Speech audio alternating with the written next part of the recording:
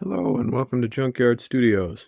I'm going to try to do something I've always wanted to do, and I'm going to make a hot swap guitar. I like to try out different pickups and different combinations. I think I'm going to be able to do it with the wiring half of it as well. I picked up a cheap Stratocaster kit off of one of the ubiquitous online providers, and I did a little bit of research. They get okay reviews here and there. Some people hate them, some people love them. I just got the box today. We're going to open it, see what we end up with. I also picked up some cheap banana plugs that we're going to hopefully hack and cut up and use in our hot swap pickup setup. I already opened the box. It's a little wet because it was raining today. Looks like everything inside is nice and dry. Good. Looks like we have 3 packages here. Within the box, yeah, a nice little instruction manual. That's actually pretty good quality. Usually it's a pamphlet in illegible print. This one's actually nice and glossy and some pretty good instructions and pictures. I mean, you could probably figure it out. It's just a Strat, but I could see why someone would want those, especially if it's their first time. Here's the electronics. Not expecting a whole lot out of the pickups. They're probably run-of-the-mill. That's fine. Pots are about what I expected. I'm sure they'll be fine for a while. So it's of, basic quality, like starter kit quality. My thought with the pick guard is, since I'm going to make these hot swap, I'm probably going to cut away sections of this and maybe not even have the upper pick guard part. And then I wanted to have different pick guards with different wiring in like a magnetic configuration of some kind instead of the screws, so that I could pull each setup out and change it for different ones.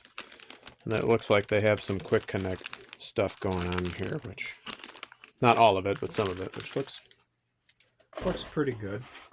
Looks like that's workable. I'm sure the tuners are probably no good. Gave me a cheap cable that I'll probably throw in the test bin. Bridge is probably okay. All that looks pretty standard. Now let's get on to the neck and the body. This is where we find out whether the price point is worth it. It was relatively inexpensive. I'd say, said and done, shipped, it was about 120 bucks. But so far it's looking all right. We won't know till we assemble it. I'm thinking I might assemble the unit first and then get it working and then start to play with it. That neck doesn't look too bad. Probably gonna have to file down that nut a little bit, maybe. Looks like it's pre-slotted. Sometimes that comes out okay. There's a little roughness on some of the cuts there, but not too bad. That neck's actually looking kind of nice. I'm impressed. Let's move on to the body.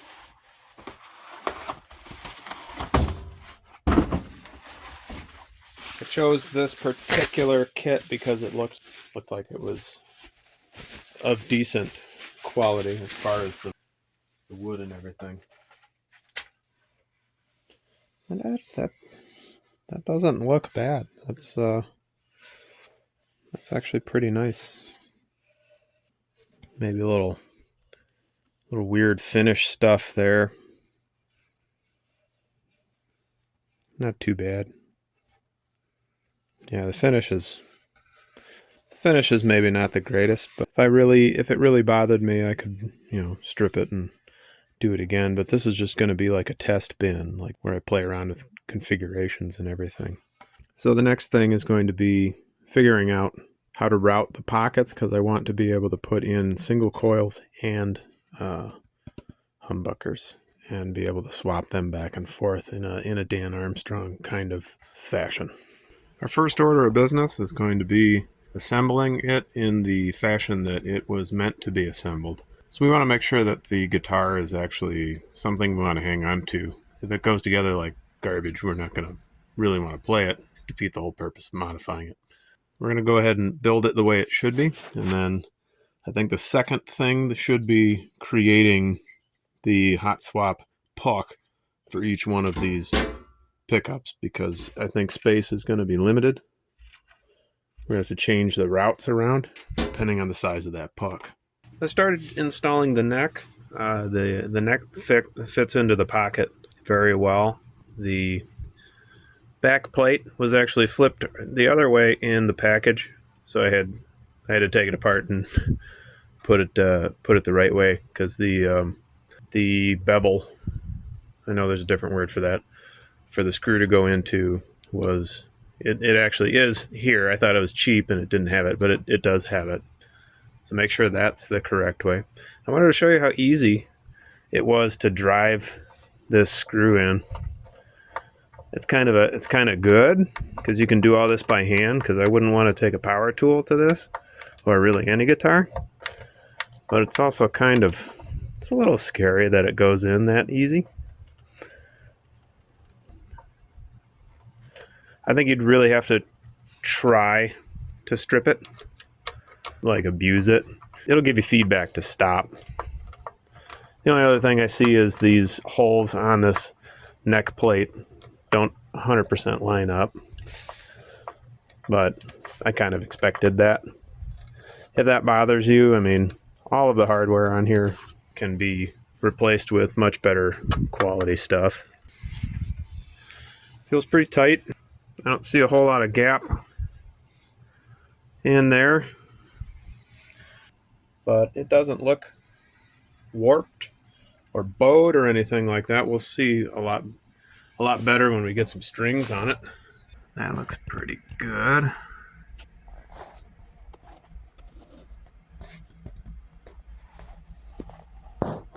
That's not bad. I think that's going to turn out pretty good. I just put in these cheesy strap buttons. The screws are really tiny. That's actually a good thing, because these are like Fisher Price. These are going to pull right out. I would, if you were planning on doing this, I would just go ahead and get a different set of strap buttons, preferably the locking type. This isn't going to last long. I'll put them in. I definitely felt like I could strip these out by tightening them. You got to go by feel with them. Putting in the claw felt pretty good. The claw feels all right. The only complaint I have is, again, the plate holes don't 100% line up. Kind of what I expected. And if you put it on there, you can kind of hear that metal ting. That's the plate hitting either the edge of the claw or these adjustment screws. So I either need to drive it further or it was cut wrong. But the only way to know is for us to have the bridge in place and then to see what that adjustment gives us as far as string action. So we'll play with that soon. Another thing I'm not too keen on is they gave us a whammy bridge here, but it doesn't have the pin set up. It just kind of pivots on the body. Mechanically, I feel like that's going to, over time, loosen up your attachment here.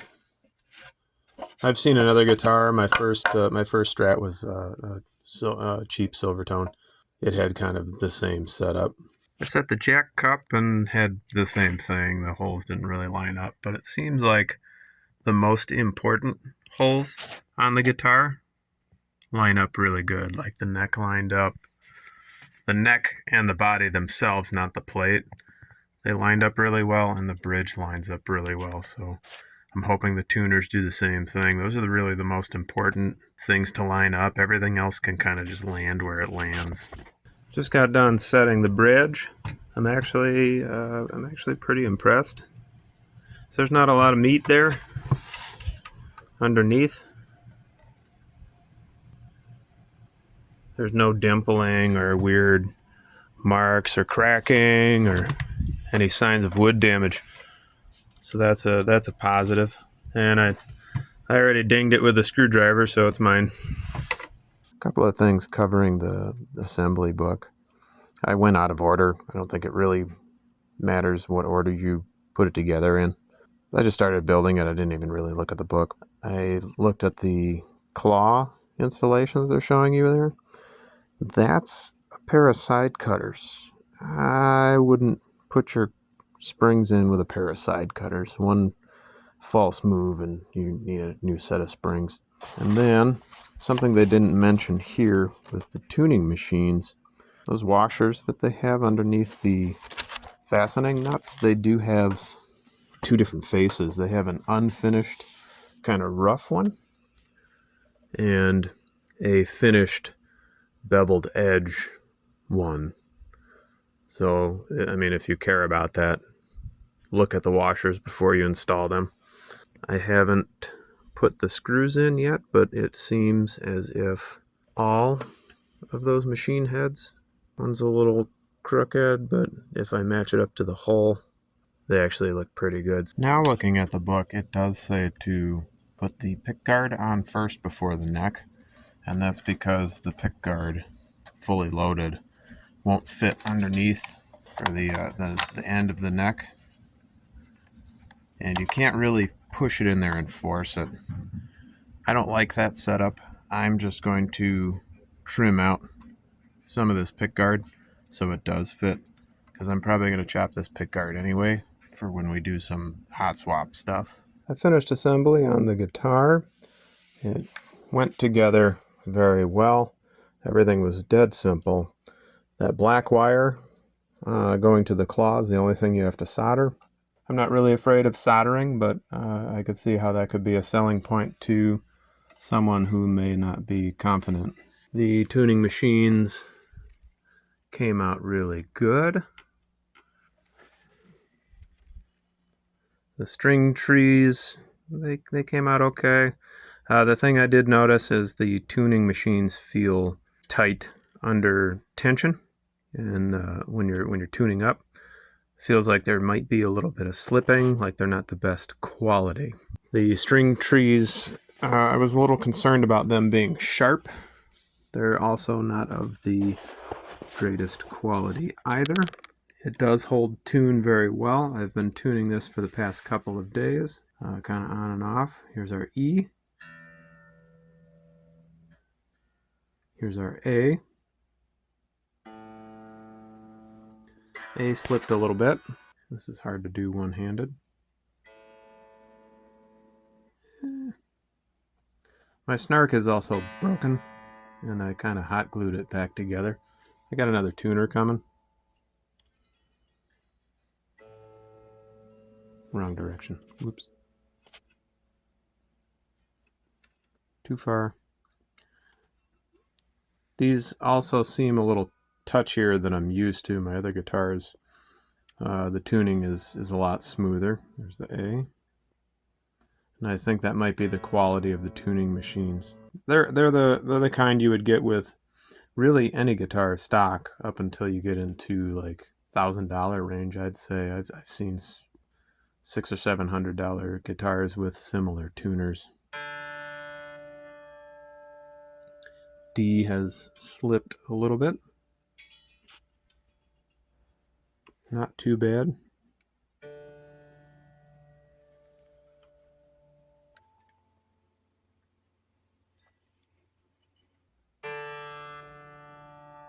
Closer. G. B. And E. So it holds tune pretty well. So now, I wasn't really happy with the strings anyways. Now we're going to modify the guitar. I didn't put the pick guard in all the way because we're going to try magnetic pick guards. And I think I'm going to have to countersink them into the body for that to work. So I'm going to start on the back with the trem cover here. I don't think I'm actually going to do anything back there, but it's a good spot to try our magnetic guard out. I also haven't done a full setup on this guitar yet. I need a better set of feeler gauges. I'm waiting for those to come in, and then we're going to set the action across the strings and look at how straight the truss rod is. I'm pretty sure it's straight. I mean, by eye it looks pretty good. If it's off, it's very, very small, but I don't have any playing issues. Other than there's some buzzing at the first fret here, but I'm going to blame the nut for that. I'm not sure what kind of nut it came with. It looks filed down pretty good.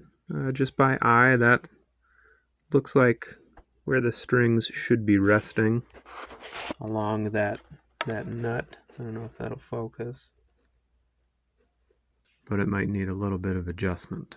Upon further investigation of this guitar, the spacing for having 3 humbuckers would actually be difficult to make in there with a puck.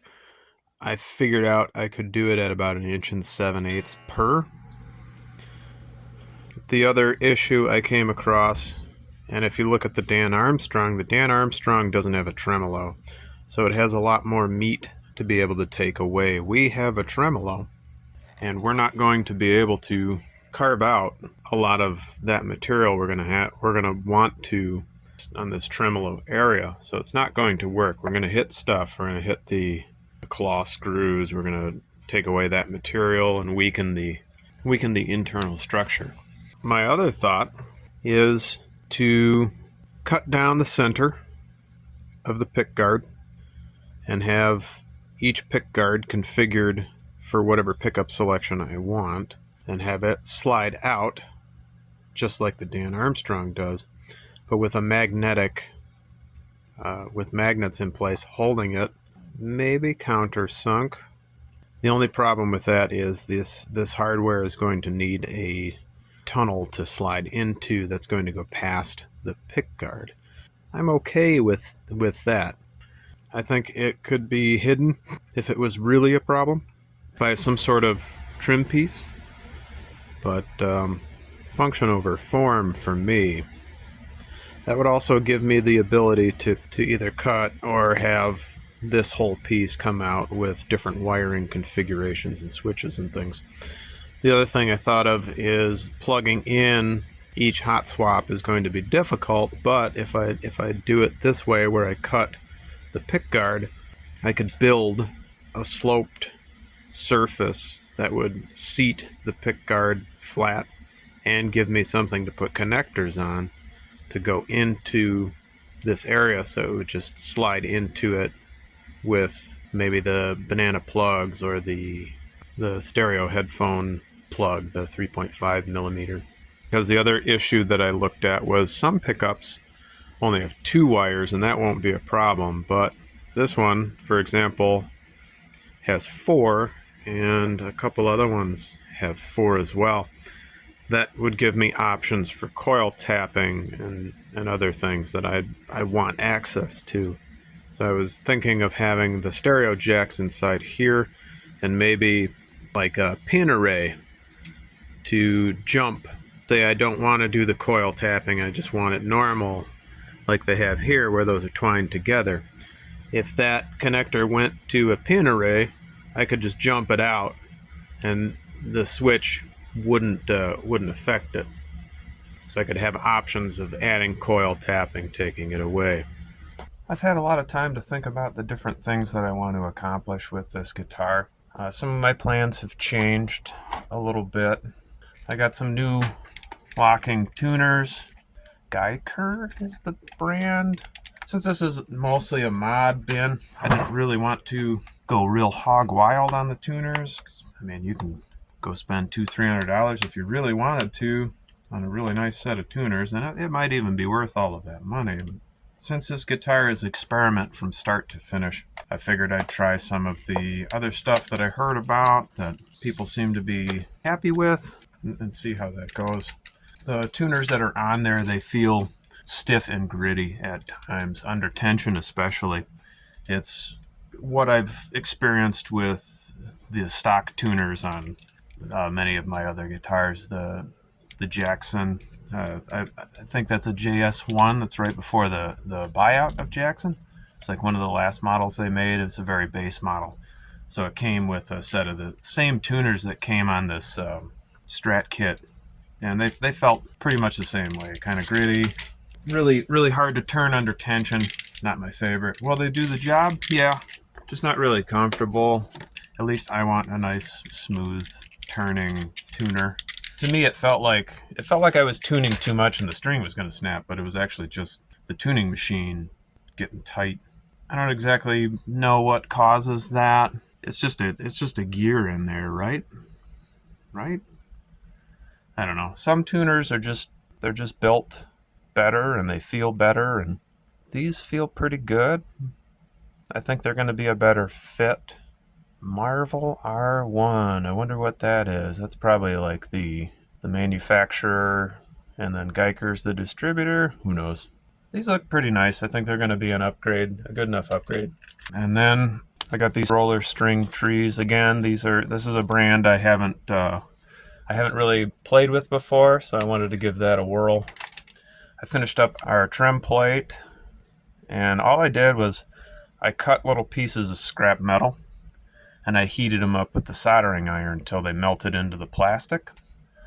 And I might put some JB weld on the other side, but I sealed up those holes pretty good, so it's going to be kind of difficult for it to go in there and not make a mess. I might try that. So then on the guitar, I made sure I had continuity across the different strips. That's the most important part of your shielding process, because this guitar definitely needs shielding. But then the rest of the operation needs to be done on the back of the guitar. I'm going to countersink the trim plate and put some magnets in there. I think I'm going to go with smaller magnets because I'm limited with my space. I also got these headphone jacks and plugs. And the reason I went with that is I'm going to have 3 positions instead of the 2 that I would have had with the banana plugs, and that's going to give me more options. I might even have to go with 4 of them, 4 positions, depending on the options I want to do with humbucking pickups, because you can do a lot with coil splitting and all that stuff. I want to get into that. I also found this board hanging out in my junk drawer. What I'm mostly interested in is those. I believe those are some old diodes that we might have some fun playing around with clipping. I'm going to release those. My other idea, I want to keep the basic Strat pick guard that's there. I want to keep it basic, but I was having a hard time deciding whether I wanted any sort of modification to it whatsoever, because I want to be able to return to base Strat mode. I think it would make sense to have my modular capacitor idea. These little terminals, they just go into one of these strips. And my plan is to cut this down, melt it through the pick guard, and have it available on the top, and then just be able to have the capacitors in these and just plug them in as you want. So I'm going to play around with that. I've got plenty of diodes here to have fun with. Some of them probably aren't going to work. Some of them most definitely will. Kind of going back and forth whether I should do that same pin setup for the diodes, because there's kind of a couple different places you can put those within the guitar circuit for a passive distorted clipping thing. The reason I'm questioning that is maybe I should save another pick guard with some other options to throw that mod onto. I want all the different color palettes I can get. I picked up a Joyo tuner because my snark was broken. I also got a new snark. It's a rechargeable one. After playing with the Joyo, I really like the snark even more. The Joyo isn't bad, and there's things that I like about it. It just doesn't seem as responsive as the snark is. So it responded there, but I'll notice with like bass, and sometimes with guitar, it doesn't respond right away. The other thing I like is it lights up when you hit the note. That's really cool. See, it's slow on the response. I like the features it has, but it's kind of lagging.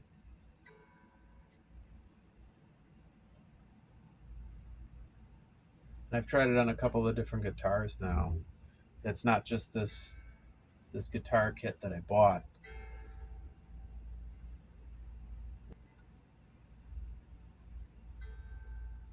It's just not as responsive and tight as I find the Snark to be.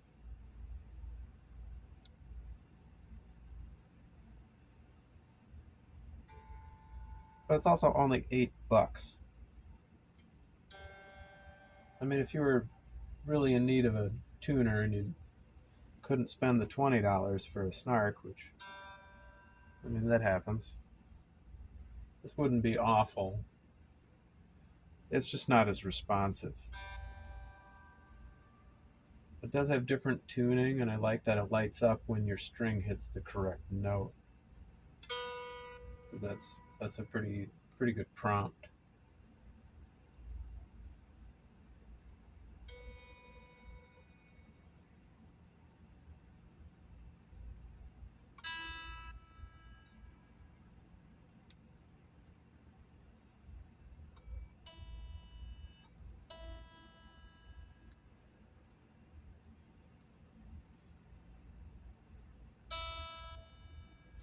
So for reference, I will show you how the Snark works, even though I'm sure most of you are familiar with how they work and know the response of it. It's not even picked my finger wiping across one of the other strings. Very sensitive. I also wanted to show the 12th fret. It's pretty much on. And I didn't do a whole lot of setup. I did a little bit on this guitar. It really didn't take much. And it's pretty intonated. So here's a situation where the Snark is actually reading different than the Joyo was. I have a tendency to believe the Snark over the Joyo.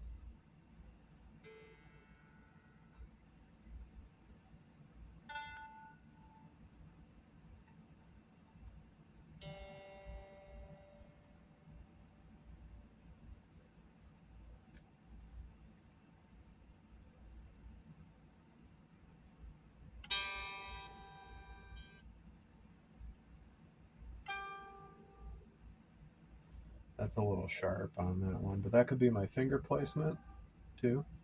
I've noticed when playing around with this, depending on how I fret it, I can get sharper or flatter. That might need a little attention. I've already adjusted this guitar several times, and I'm blaming the strings and the tuners because they're the stock ones that came with the kit, and they're not really all that great. They'll be good for a little while, but you'll eventually get fed up with them. The tuners feel gritty and under tension. It feels like they're slipping. Can't really tell here, but I recorded a sample of this guitar with an effect, and you could just tell from the recording it wasn't a good set of strings. It sounded dull and not what I expected. I'm getting ready to remove the strings on this guitar so we can put a better set on there, and also change out a bunch of the hardware. And I've never come across this. I wasn't able to get 4 of these strings out the bridge at all. Finally got that one to move. I'm thinking the block wasn't machined right, and it's gripping the strings. I don't think these are going to be able to be used again, which is fine because they're garbage, but I'm almost thinking that my bridge block needs to be replaced. I wonder if I can machine it so it doesn't do this. This would be annoying at string change. I don't really change my strings all that much, I guess, but that's not good. This doesn't come out at all. The saddles didn't end up being all that bad. I just wanted something graphite or roller. Maybe getting the saddle out of the way will help. I think where they saved the money and where they're able to list these at $100 is the machining process. They don't follow the same specifications as some of the bigger names. That's going to be annoying. I had to remove the saddle and use a tool to actually finally get the string out, and that's 5 of the strings that did that. Maybe I can machine it. I'll try and drill it out. I wasn't really impressed with the quality of the bridge to begin with. Replacing it's probably not a bad idea. Made a lot of progress on the modification of the pick guards. I got the magnets in place. I was able to use the bigger magnets and a few of the smaller ones in areas where I thought I was going to take away too much material. Pick guards stay very well. I countersunk them as well. And we did the pick guard. Again, we used a mixture of the smaller magnets and the larger magnets. They seat very well. It has good pull. I had to trim up some of these pick guards, because they're not all cut the same. That's probably for different Stratocasters, but I just kind of bought them how I found them, and I figure I'll just trim them in as I go. That's all the time I have for this part of the video. The next video is going to be covering the pickguard half of it and most of the interchangeable functionality. So stay tuned for that, and thank you for watching.